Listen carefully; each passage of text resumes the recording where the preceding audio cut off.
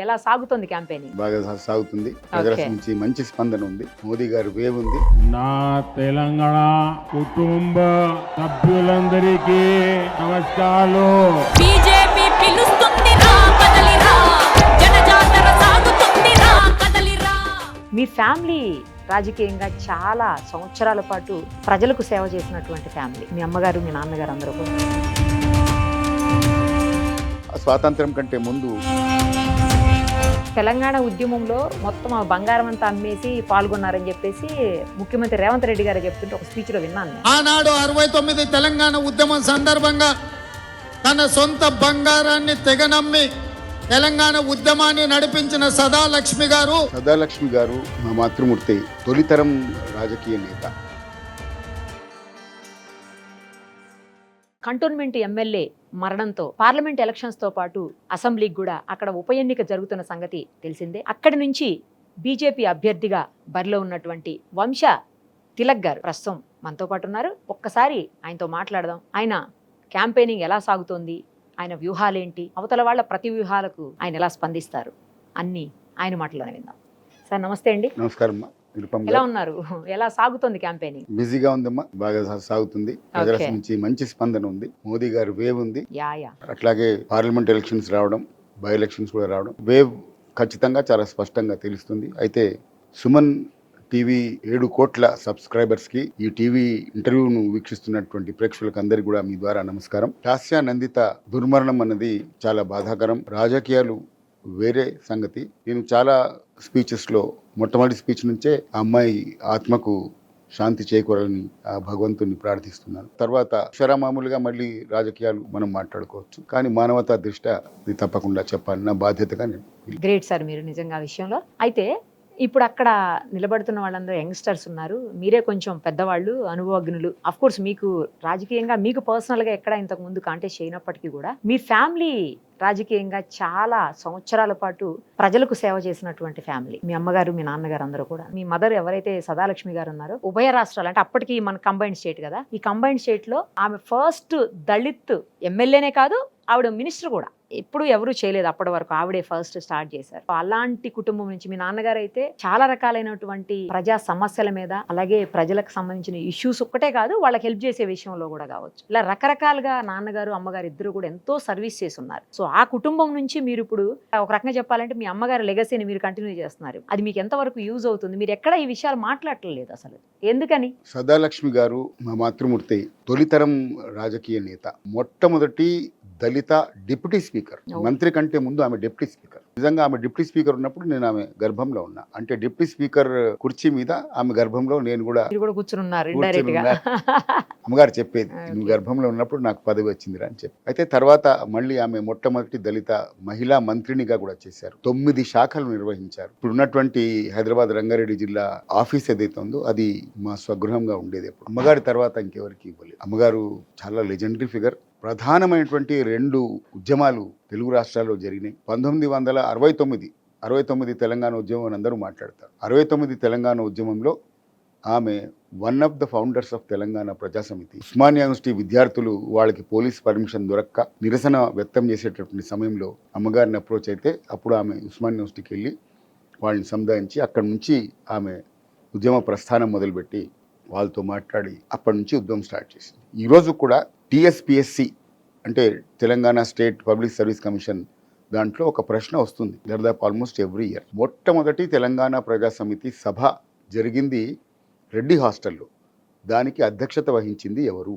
దానికి గౌతలచ్చన్న కానీ, చెన్నారెడ్డి కానీ, ఈశ్వరీబాయి గారు కానీ, సదాలక్ష్మి గారు కానీ 4 ఆప్షన్స్ ఇస్తే the right answer is TN Sadalakshmi గారు. సో ఇది చరిత్ర. రెండవ ప్రధానమైనటువంటి ఉద్యమం ఏంటంటే ఉభయ తెలుగు రాష్ట్రాల్లో MRPS ఉద్యమం. ఆమె నైజం ఏంటంటే ఎక్కడ అన్యాయం ఉంటే అక్కడ పోరాడేటటువంటి నైజం కాబట్టి, దాని పట్ల ఆమె అవగాహన ఉంది కాబట్టి ఆమె MRPS దానికి ABCD వర్గీకరణ సూత్రీకరించడం జరిగింది. అది ఎట్లా అంటే చాలా మందికి తెలియదు, కొందరు బీసీలకు కూడా తెలియదు. బీసీలో కూడా ఉమ్మడి రిజర్వేషన్ ఉండేది. ABCD వర్గీకరణ లేదు. తొలుత తెలుగు రాష్ట్రాల్లో సైతం ABCD వర్గీకరణ లేదు. బ్రహ్మాంద్ రెడ్డి గారు చీఫ్ మినిస్టర్ ఉన్నటువంటి సందర్భంలో అందరూ బీసీ రిజర్వేషన్ వచ్చి state subject, SC reservation central subject. BC reservation ఉమ్మడి రిజర్వేషన్ ఉన్నప్పుడు అక్కడ ఇంబ్యాలెన్సెస్ ఉండేవి. 100 కులాలని చెప్తారు కదా, 100 కులాల్లో ఇంబ్యాలెన్సెస్ ఉండేవి బాగా. అయితే వాళ్ళందరూ చర్చించుకొని ఈ తారతమ్యాలు ఉండకూడదని చెప్పేసి వాళ్ళందరూ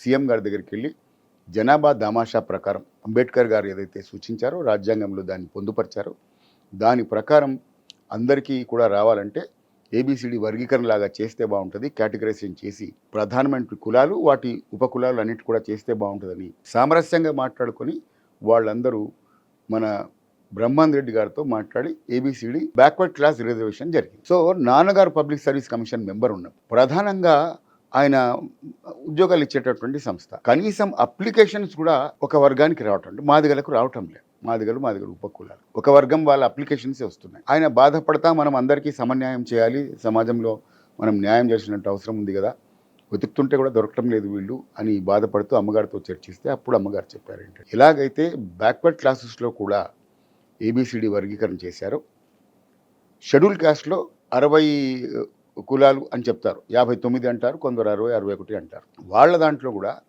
ప్రధానంగా ఏంటంటే మాదిగలకి మాలలకే అవకాశాలు దొరుకుతున్నాయి. అంటే దాంట్లో కూడా వ్యత్యాసం ఉంది. మాదిగలకు తక్కువ, మాలలకు ఎక్కువ దొరుకుతున్నాయి.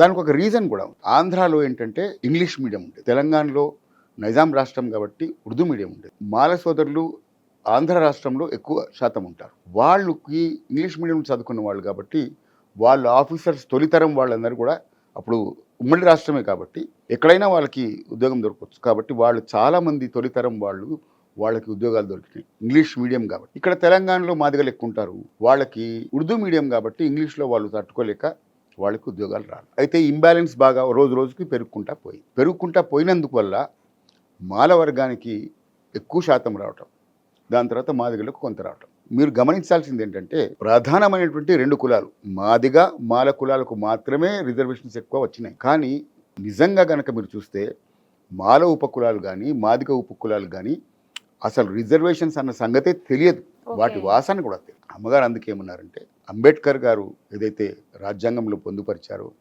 జనాభా దామాషా ప్రకారం రిజర్వేషన్లు రావాలని, కేవలం ప్రధానమైన కులాలే కాకుండా మాదిగ ఉపకులాలకి మాల ఉపకులాలకి ఎవరి జనాభా ప్రకారం వాళ్ళకి రిజర్వేషన్స్ రావాలంటే ఏబిసిడి వర్గీకరణనే మార్గము.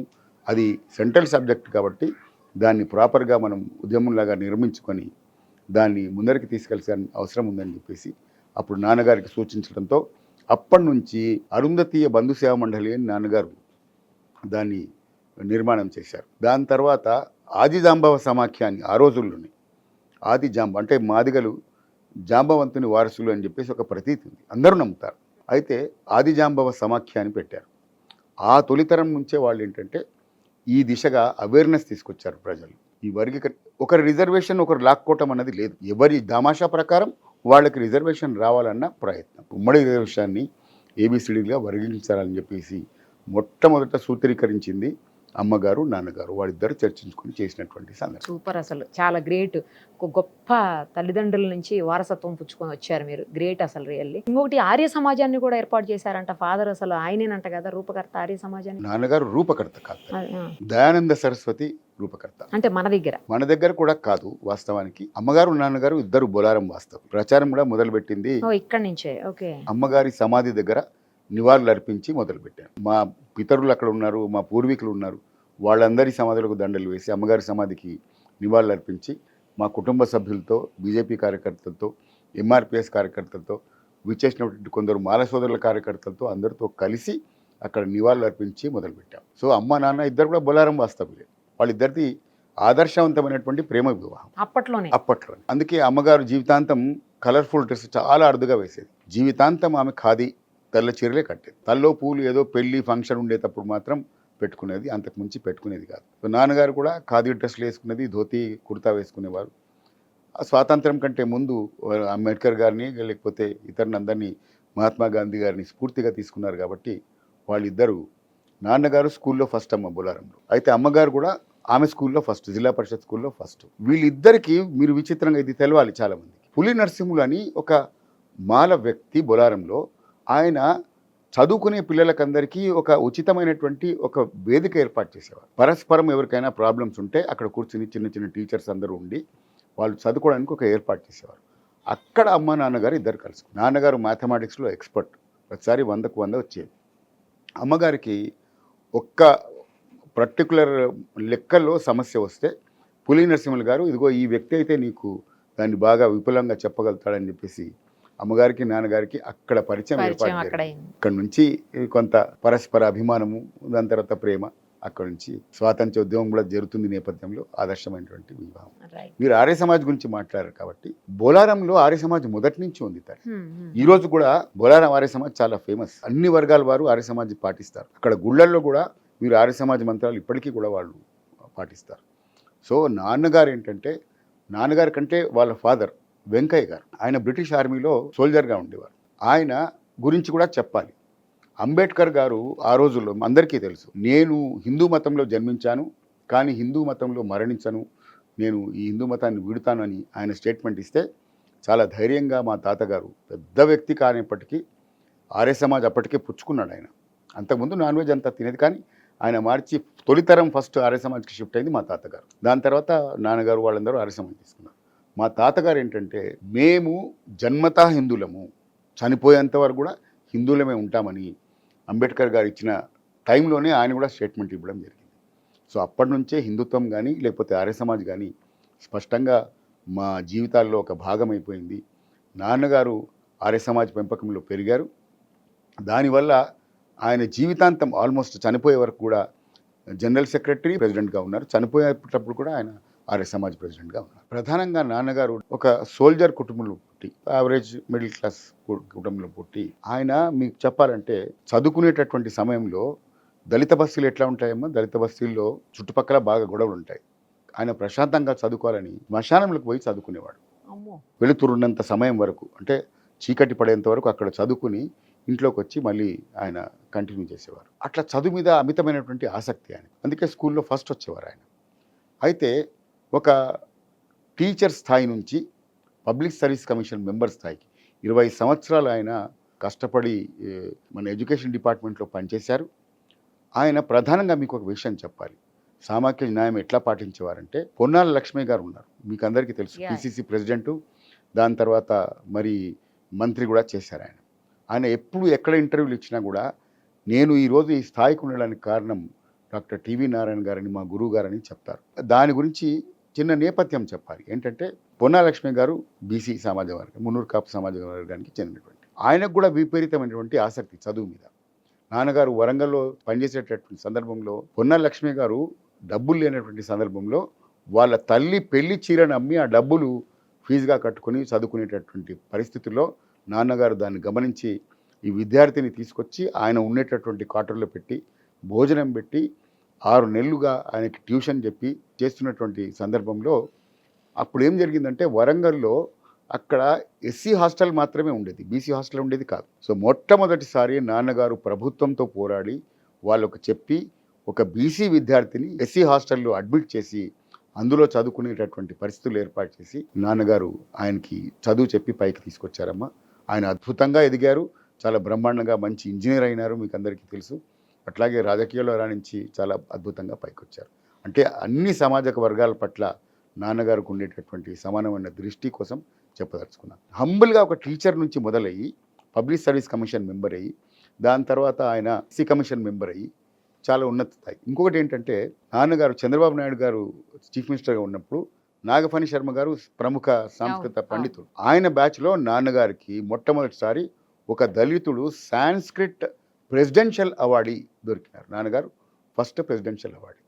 దాని తర్వాత 2016లో మొట్టమొదటి తెలంగాణ దళిత పద్మశ్రీ అవార్డీ నాన్నగారు for social work. Me mother కూడా మొదటిసారి దేవాదాయ శాఖ మంత్రిగా చేశారు. అయితే మదర్ కూడా మీకు చెప్పాలి ఏంటంటే, అందరూ చాలామంది మాట్లాడతారు, గుడ్లల్లో రిజర్వేషన్ ఎందుకు ఇవ్వరు, కేవలం పూజారులనే ఉండాలి. ఆమె దేవాదాయ ధర్మాదాయ శాఖ మంత్రి అయినప్పుడు దళిత విద్యార్థుల్ని యాదగిరిగుట్టలో అక్కడ వాళ్ళకి వేదం మీద లేకపోతే పూజా పద్ధతుల మీద వాళ్ళకి ట్రైనింగ్ ఇప్పించి తిరుమల తిరుపతి దేవస్థానంలో వాళ్ళని అపాయింట్మెంట్ చేసేటటువంటి ప్రక్రియ మొదలు పెడితే చాలామంది బెదిరింపు కాల్స్ చేశారు. ఆమె బెదిరింపులకు వెరవకుండా ఆ ప్రయత్నం ఆ కాలంలో మొదలుపెట్టింది 1960లో. తర్వాత తెలంగాణ ఉద్యమంలో మొత్తం ఆ బంగారం అంతా అమ్మేసి పాల్గొన్నారని చెప్పేసి ముఖ్యమంత్రి రేవంత్ రెడ్డి గారు చెప్తుంటే ఒక స్పీచ్లో విన్నాను నేను. చాలా కరెక్ట్గా చెప్పారు.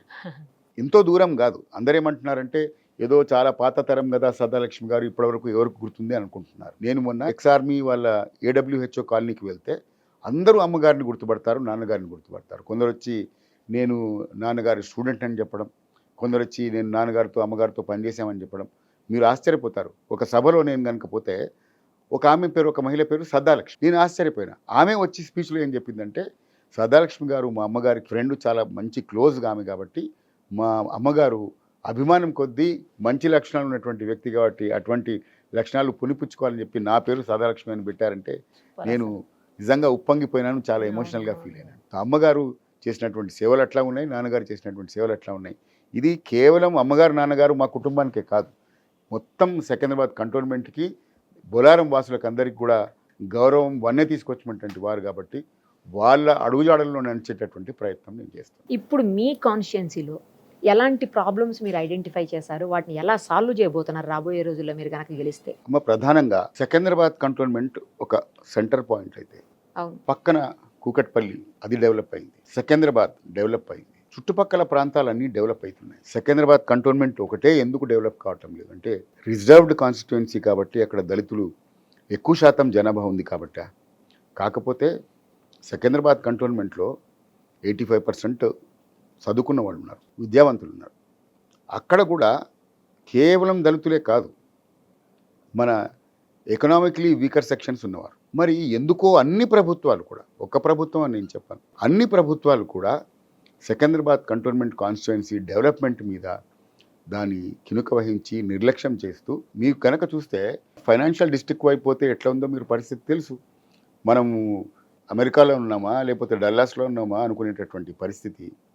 మరి కూకట్పల్లి కూడా దరిదాపు ఆ స్థాయికి పెరుగుతుంది, దాని పక్కనే కదా ఉండేది. మరి సికింద్రాబాద్ కూడా పర్వాలేదు, బాగానే ఉంది. కానీ కంటోన్మెంట్ మాత్రం అక్కడ వేసిన గొంగలి అక్కడే ఉన్నట్టుగా ఆగిపోయింది. దీనికి కారణం అన్ని ప్రభుత్వాలు. ఇప్పటి వరకు బీజేపీ ప్రభుత్వానికి గవర్నమెంట్లోకి అధికారంలోకి రాలేదు. మీరు అన్ని అంటున్నారు కదా, బీజేపీ కూడా అనొచ్చు, రాలేదు. కాబట్టి ఇప్పటి వరకు సికింద్రాబాద్ కంటోన్మెంట్ని ఎవరెవరైతే ఏలారో వాళ్ళందరూ కూడా నిర్లక్ష్యం చేశారు. కాబట్టి నా వంతు బాధ్యతగా మా అమ్మ నాన్న బొలారం నుంచి చాలా హంబుల్ బిగినింగ్స్ మొదలుపెట్టి ఉన్నత స్థాయికి ఎదిగారు, జాతీయ స్థాయికి నాయకులుగా వాళ్ళు ఎదిగారు. కాబట్టి మరి ఆ గ్లోరీ కేవలం మా అమ్మ నాన్నది కాదు, బొలారం వాస్తవులది, సికింద్రాబాద్ కంటోన్మెంట్ వాళ్ళు. బొలారం వాస్తవులకి, సికింద్రాబాద్ కంటోన్మెంట్కి నేను ఒక దళిత బిడ్డగా, ఒక బొలారం బిడ్డగా సేవ చేద్దాం, నా వంతు కృషి చేద్దాం అన్న ఆలోచనతో వచ్చాను.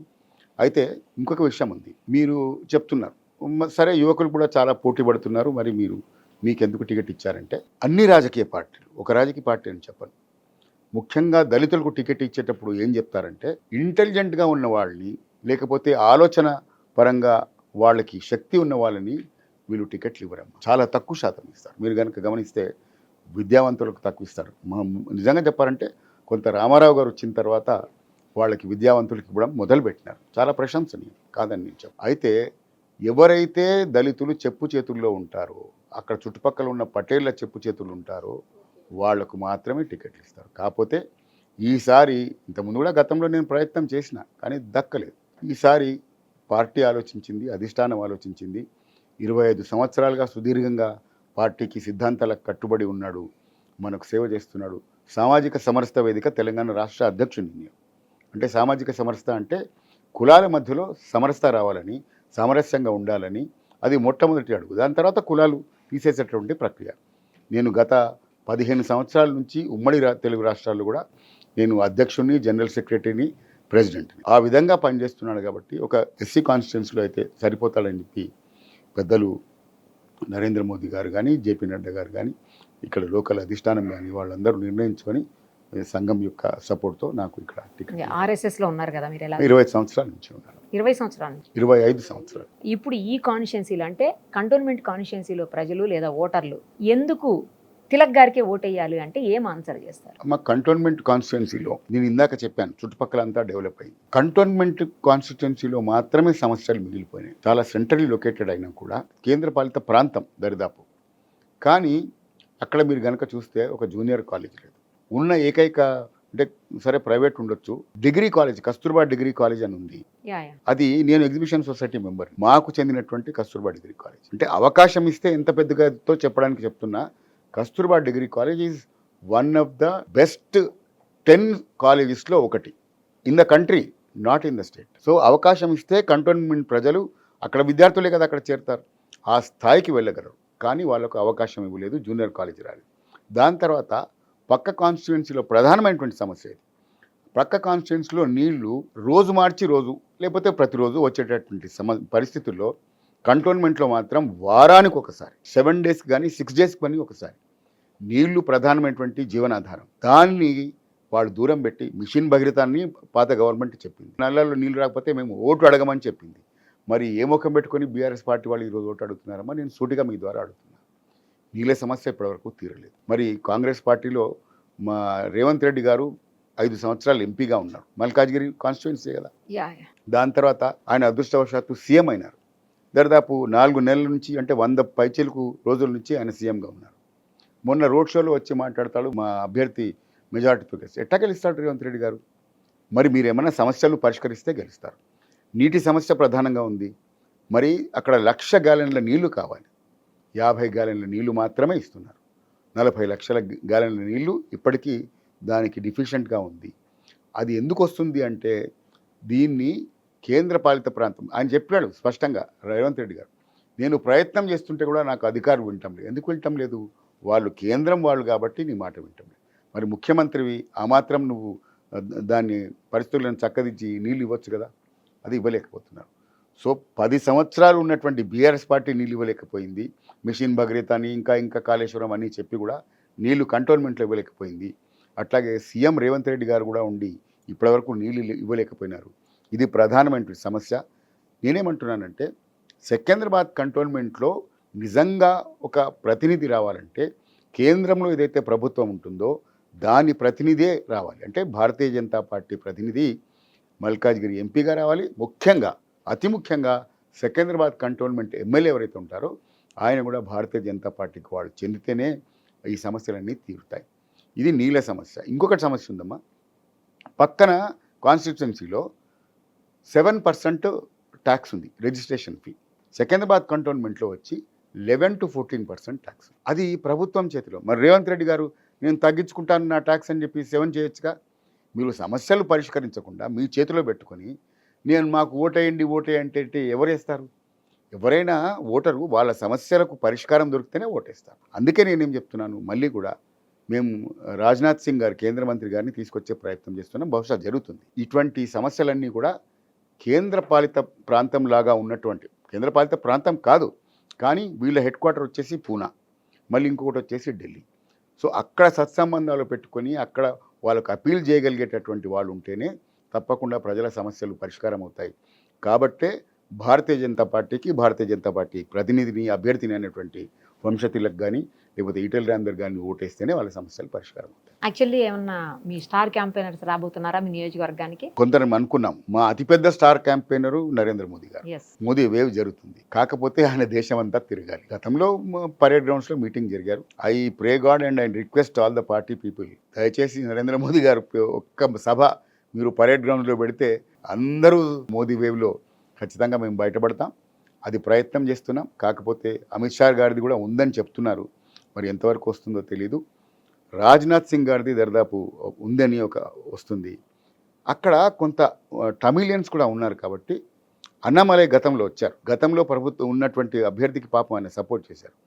ఇప్పుడు ఆ అభ్యర్థి జంప్ జిలాని ఇక్కడ నుంచి ఊసరవెల్లి అభ్యర్థి గారు ఉన్నారు కదా, మహానుభావుడు. ఒక రోజులో 3 పార్టీలు మార్చినటువంటి వ్యక్తి బీజేపీ పార్టీ ప్రొద్దున్న నుంచి సాయంత్రం వరకు ఈటెల రాజేందర్ గారితో ఉండి ప్రచారం చేసి సాయంత్రం జంపు పోయి అక్కడికి కాంగ్రెస్లో చేరాడు. అటువంటి అభ్యర్థి గురించి మాట్లాడినటువంటి అన్నామలై గారు వస్తే బాగుంటుందని ప్రయత్నం చేస్తున్నాం. బహుశా వస్తారు ఆయన. లాస్ట్ టైం ఆయనకు అవకాశం ఇచ్చారు. ఈసారి ఖచ్చితంగా వచ్చి ప్రజలకందరికీ విడమర్చి చెప్తారు. వీరు మా స్టార్ క్యాంపెయినర్స్ కాకుండా మా కిషన్ రెడ్డి గారు ఉన్నారు, మా లక్ష్మణ్ గారు ఉన్నారు, మా బండి సంజయ్ గారు ఉన్నారు. ప్రతి బీజేపీ నిజమైన కార్యకర్త కూడా నిజంగానే చెప్పాలంటే సిద్ధాంతం చేసిన వాళ్ళందరూ కూడా స్టార్ క్యాంపెయినర్స్. అటువైపు ఉన్నటువంటి లాస్యా నందిత గారు చనిపోయిన తర్వాత వాళ్ళ సిస్టర్కి ఇచ్చారు. ఇప్పుడు అక్కడ ఆ సానుభూతి పరంగా ఏమన్నా ఆమెకు ఓట్లు పడే అవకాశం ఉందని అనుకుంటున్నారా? మా సానుభూతి పరంగా అంటే ఇది తప్పటం లేదు. నేను ఇందాకే నివాళులు అర్పించాను కానీ చనిపోయిన వారి గురించి కానీ లేకపోతే వాళ్ళ గురించి చెప్పడం నాకు కూడా నచ్చదు. కానీ తప్పదు. 35 సంవత్సరాల నుంచి ఒకే కుటుంబానికి అధికారం ఇచ్చారు ప్రజలు, లేకపోతే పార్టీలు. దాదాపు 35 years పైచిలుకు సాయన్న గారు ఉన్నారు. దాని తర్వాత ఆయన ఆరోగ్య కారణాల వల్ల చనిపోయినారు. ఆయన చనిపోయిన తర్వాత లాస్యా నందితకి టికెట్ ఇవ్వడం జరిగింది. ఆమె మీరు అనుకున్నటువంటి సింపతితో గెలవడం జరిగింది. పెద్ద మెజార్టీ కాదు, మామూలుగా గెలవడం జరిగింది. గెలిచిన తర్వాత అందరూ ప్రజల్లో ఉన్నటువంటి బాధ ఏంటంటే వర్కర్లని ఈ 2-3 నెలల్లో కూడా ఏ వర్కర్ని ఇంటికి దగ్గరగా రానిలేదు. మీరు గమనిస్తూ ఉన్నారు. మొట్టమొదటిసారి బీఆర్ఎస్ పార్టీ కార్యకర్తలు ఒక 30 మంది, వేరే వాళ్ళు కాదు, బీఆర్ఎస్ పార్టీ కార్యకర్తలే డబుల్ బెడ్రూమ్ ఇళ్ల గురించి దాదాపు 2 కోట్ల డబ్బులు తీసుకున్నారని, దాని తర్వాత డబ్బులు రిటర్న్ ఇవ్వకపోగా డబుల్ బెడ్రూమ్లు కూడా మాకు కేటాయించలేదని చెప్పేసి వాళ్ళ ఇంటి ముందర ధర్నా చేశారు. ప్రపంచమంతా చూసింది. అయితే సాయన్న మరి ఎంత నిజాయితీలో మరి అందరికీ తెలుసు. కానీ లాస్యా నందిత మాత్రం ఈ అపవాదు ఆమె గురికాక తప్పలేదు. చనిపోయింది పెద్దగా మనం మాట్లాడదు, కానీ నిజాలు మాత్రం దాగవు కాబట్టి చెప్తున్నాను. సో అదే దృష్టిలో ఈ ఇద్దరు అమ్మాయిల గురించి కూడా అటువంటి నానుడే అటువంటి మాటలే జరుగుతున్నాయి. కాబట్టి ఇంకొకటి ఏంటంటే గతంలో ఒక సింపతిక్ ఫ్యాక్టర్ కాకుండా బీఆర్ఎస్ పార్టీ ప్రభుత్వంలో ఉండింది. బీఆర్ఎస్ పార్టీ ఏమన్నా మా సమస్యలు పరిష్కారం చేస్తుందేమో అన్న ఆశతో ప్రజలు వేశారు, ఒక సింపతినే కాకుండా. ఇప్పుడు బీఆర్ఎస్ పార్టీ ఎంత పైకి ఎంత ఫాస్ట్గా దిగిందో అంత ఫాస్ట్గా కుప్పకూలిపోయింది. సో ప్రజలకి ఆ అవగాహన ఉంది. మా సింపతి ఒక విషయం అయితే ప్రజలందరూ వాళ్ళ ప్రజాప్రతినిధిని ఎందుకు అనుకుంటారు? వాళ్ళ సమస్య పరిష్కారం కావాలని, వాళ్ళ జీవితం మెరుగు కావాలని చెప్పి, అభివృద్ధి కంటోన్మెంట్లో కానీ ఏదైనా కాన్స్టిట్యున్సీలో జరగాలని చెప్పి అనుకుంటారు. సో అది తప్పకుండా సికింద్రాబాద్ కంటోన్మెంట్ ఓటర్లందరూ కూడా చైతన్యవంతులు, 85% చదువుకున్న వారు, వాళ్ళందరూ ఈసారి ఖచ్చితంగా మీకు చెప్పాలంటే సికింద్రాబాద్ కంటోన్మెంట్లో లోకల్ పార్టీస్ అంటే బీఆర్ఎస్ పార్టీ కానీ కాంగ్రెస్ పార్టీ కానీ దే ఆర్ ఇర్రిలవెంట్. వాళ్ళకి ఆస్కారం లేదు. వాళ్ళు తలుచుకున్నా కూడా డెవలప్మెంట్ చేసేటటువంటి ఆస్కారం లేదు, సమస్యలు పరిష్కరించేటటువంటి శక్తి వాళ్ళకు లేదు. కేవలం కేంద్రంలో అధికారంలో ఉన్నటువంటి భారతీయ జనతా పార్టీ వాళ్ళే చేయగలుగుతారు. కాబట్టి ఈసారి అందరూ ప్రజలు కూడా ఒక అవగాహనకు వచ్చారు. మేము ఎక్కడ పోయినా అద్భుతమైన స్పందన ఉంది. అన్ని యువకుల్లో కానీ మహిళల్లో కానీ అందరికీ స్పందన ఉంది. అత్యధిక మెజారిటీతో భారతీయ జనతా పార్టీ అభ్యర్థులు డాక్టర్ వంశతిలక్ అయినటువంటి నేను, తర్వాత ఈటెల రాజేందర్ గారు కూడా అత్యధిక మెజారిటీతో గెలవబోతున్నారు. మీరు అందరు చూడబోతున్నారు. మీకు ఆల్ ది వెరీ బెస్ట్. తప్పకుండా మీ నియోజకవర్గం ప్రజలు మీకు అండగా నిలిచి మిమ్మల్ని అసెంబ్లీలో అడుగుపెట్టేలా చేస్తారని, ఈ సమస్యలన్నింటి మీద ఖచ్చితంగా పోరాడి మీరు ఏదైతే అనుకున్నారో దాన్ని సాధిస్తారని చెప్పి ఆశిస్తూ మీకు all the very best. Thank you so much.